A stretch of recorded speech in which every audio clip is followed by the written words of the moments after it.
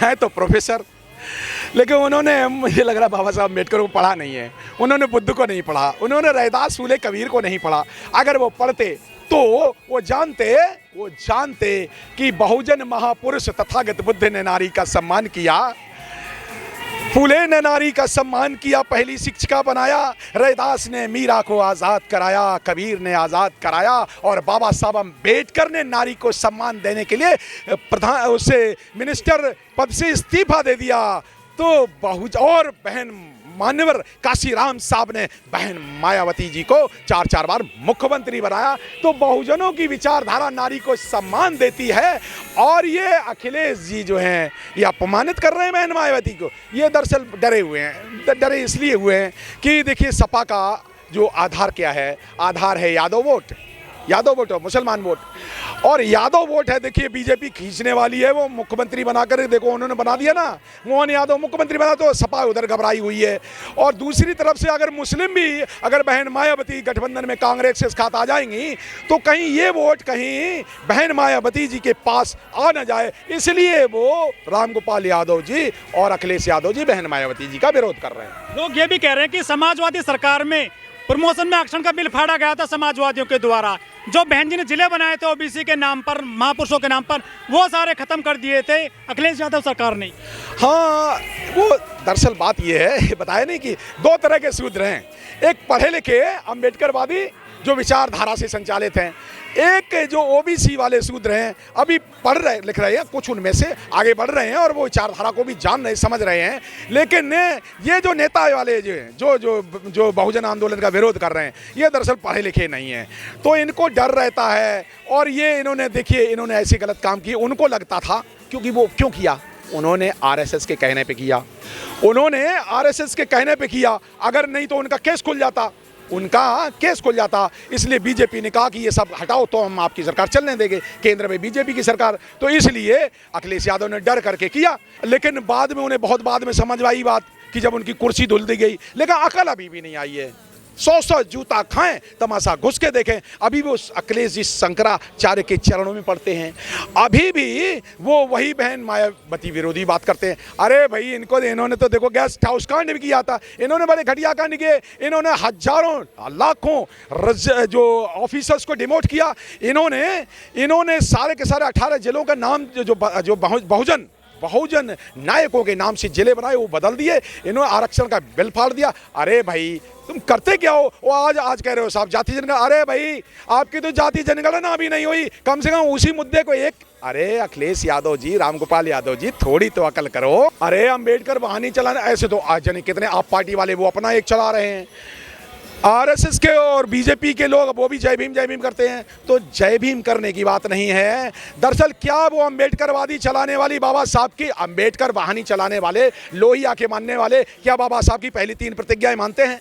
क्या मोदी बाबा साहब की पहली प्रतिज्ञा मानते हैं? तो आरएसएस वाले लोग, कांग्रेस के लोग, बीजेपी के लोग, आप पार्टी के लोग और समाजवादी पार्टी के लोग क्या कौन सा समाजवाद फैला रहे हैं? कौन सा समाजवाद फैला रहे हैं भाई कि अगर आप जो बहुजनों के आरक्षण बिल का विरोध करते हैं, इसमें कौन सा समाजवाद है? बताइए ना, कौन सा समाजवाद है? कौन सा समाजवाद आपने फैला करके क्या कितने लोगों को नौकरियां दे दी? आप बताइए ना। फैमिली कह रही है यदि बहन जी को गठबंधन में लिया तो हम गठबंधन से बाहर हो जाएंगे। तो जानते हो क्या स्थिति होगी? सपा की स्थिति वो होगी जो 0 वाली स्थिति हो जाएगी। पता है, ये सर्वाइवल का मामला है। मैं देखिए एक बहुजन चिंतक होने के नाते मैं उनको कदापि ऐसी सलाह नहीं दूंगा, इसलिए नहीं दूंगा क्योंकि देखिए आइए हम बहुजनों का बहुजन गठबंधन बनाएं, बहुजनों का बहुजन भारत बनाएं।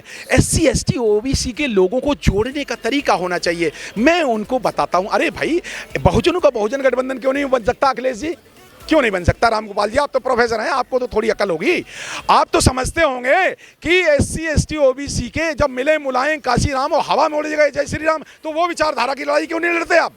ना आप मान्यवर, अरे आपके रहते मान्यवर मुलायम सिंह जी के रहते हुए, जय भीम सर, मुलायम सिंह जी के रहते हुए बहन मायावती जी ने उन्हें माफ कर दिया। जानते हैं 2019 में क्या हुआ था? सपा बसपा गठबंधन हुआ था, उसमें परिणाम निकले थे। तो अरे भाई जब बहन मायावती जी ने उन पर पर्सनल अटैक के ऊपर भी माफ़ कर दिया, तो आपको इतनी भी समझ नहीं है। तो फिर आप क्या करना चाहते हो? आप कौन सा जातिवाद फैला रहे हैं? लठ लेके राजनीति नहीं होती, दिमाग से राजनीति होती है। सोचो, लोग जाग सकते हैं, जगाने वाला चाहिए। लोग बदल सकते हैं, बदलने वाला चाहिए। बहुजनों जागो, बहुजनों का बहुजन भारत बनाओ। कलिंग विजय का वक्त आ गया है। 2024 में बहुजनों का बहुजन गठबंधन बनेगा। मान्यवर, सिर्फ आप 15 दिन का इंतजार करिए, सिर्फ 15 दिन का। बहुत तेजी से राजनीति बदल रही है। जिनको SC ST OBC को मंदिर जाना ही क्यों चाहिए? बिल्कुल नहीं जाना चाहिए। वहां जाकर मिलता क्या है? वहां जाकर नुकसान ही होता है। इन मंदिरों में भारत के 125 करोड़ बहुजन लोग अगर 100 रुपए पर डे भी डाल लेते हैं ना, तो जानते हो कितना? 18,50,000 करोड़ एक साल में डालते हैं। कितना? भारत के 125 करोड़ बहुजन लोग 18,50,000 करोड़ मंदिरों में डालते हैं। भारत के बहुजन लोग, SC ST OBC के लोग 5,000 करोड़ रुपए सिर्फ 5 त्योहारों पे, सिर्फ 5, होली, दिवाली, रक्षाबंधन, 5 त्योहारों पे ये ब्राह्मणवाद को दे देते हैं। तो फिर ये तो अमीर हो जाएंगे। अगर मंदिर में नहीं जाएंगे तो बहुजन लोग अमीर हो जाएंगे। उन्हें क्यों जाना चाहिए? बिल्कुल नहीं जाना चाहिए। मैं अपनी बात नहीं कर रहा हूँ, ये EV रामास्वामी नायक। हाँ, तो सपा वाले लोगों को भाई, एक यादव है, ललई सिंह यादव को पढ़ना चाहिए। यादव है ना सपा वाले लोग? सपा वाले यादव लोगों को सच्ची रामायण की चाबी पढ़नी चाहिए। मान्यवर ललई सिंह यादव का आंदोलन पढ़ना चाहिए।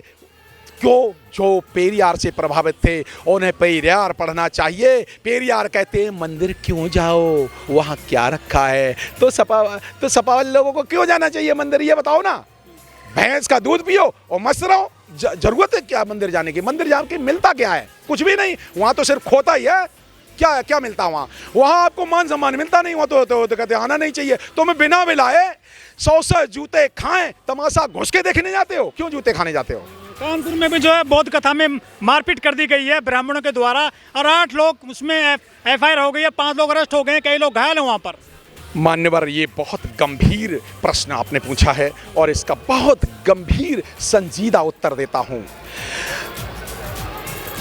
आज के दौर में 2023-24 में भारत में संक्रमण काल है और भारत में सांस्कृतिक वार चल रहा है। सांस्कृतिक वार में कल्चरल हेगमनी के लिए भारत में सांस्कृतिक वार चल रहा है। और सांस्कृतिक वार की लड़ाई में RSS के लोग सभी धर्मों को वो अटैक कर रहे हैं। सिखों को RSS ने अटैक कर दिया और इंदिरा गांधी के गोल्डन टेम्पल में गोलीकांड किया। इन्हीं RSS के लोगों ने मस्जिद को तोड़वा करके वह राम मंदिर का उद्घाटन कर रहे हैं। इन्हीं RSS के लोग क्रिश्चियंस पे हमला करते हैं। यही RSS के लोग मुसलमानों पे हमला करते हैं। यही RSS के ब्राह्मणवादी लोग SC ST OBC पे हमला करते हैं। यही महिलाओं पे अत्याचार करते हैं। यही बेइज्जती करते हैं। ऐ भारत के बहुजनों, इस सांस्कृतिक वार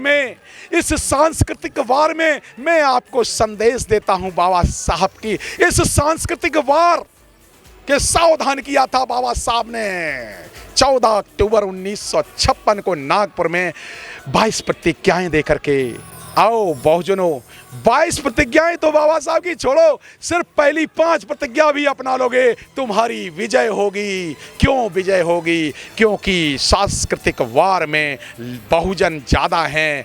बहुजन 125 करोड़ हैं। तो बहुजनों की इस सांस्कृतिक वार में, इस कलिंग वार में, इस 2024 के वार में विजय निश्चित है। ये अम्बेडकरवाद वर्सेस ब्राह्मणवाद की लड़ाई है और ये लड़ाई में अम्बेडकरवाद की विजय निश्चित है। जय भीम। आपका बहुत बहुत शुक्रिया।